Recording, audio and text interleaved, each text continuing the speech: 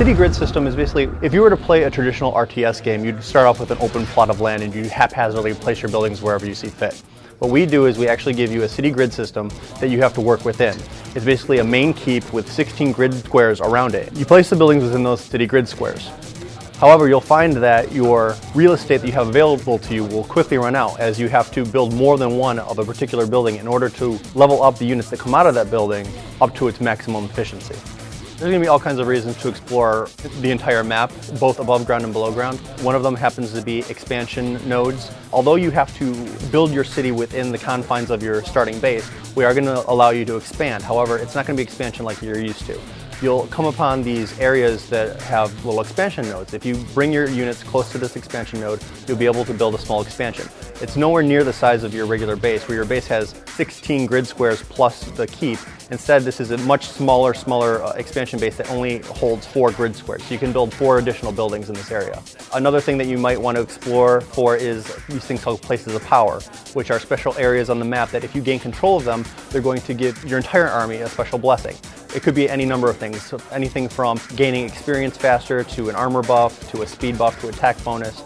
And they're placed randomly around the map, and when your units get close enough, they gain that place of power's blessing. Now, if you move your units away, you still have the blessing, but if you are playing a multiplayer game and your opponent finds that you have left your place of power unattended, they can go grab the place of power for themselves, and now you lose the power and it shifts over to them. So it's definitely going to be a place of contention. As you're exploring the underground, there's going to be plenty of monsters to fight, plenty of treasure to collect. There's going to be special items that you're going to pick up. Special items not just for regular units within the game, but we also have something called champion artifacts that if you pick them up, they go specifically to your champion. This is definitely something special for the single player campaign, because if you gain a champion artifact in one mission, it actually carries over to the next mission and so on and so forth. So by the time you get to the very last mission, you may have a champion that has all kinds of champion artifacts that he's decked out in, which will make him that much more powerful for the final mission in the game. Along with the helping NPCs find the items that they need or killing the enemies that they want you to kill, we also have some basic puzzles that you can figure out and manipulate. For example, there's an area where there's an iron golem that's standing there. He's not animated at all, but if you grab some treasure in the room, and you might notice that there are 4 footpads that are placed on the 4 corners of the room.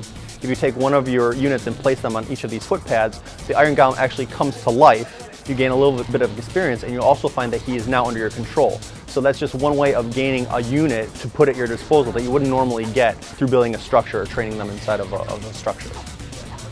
Dragonshard will be available on PC by June 14th, 2005.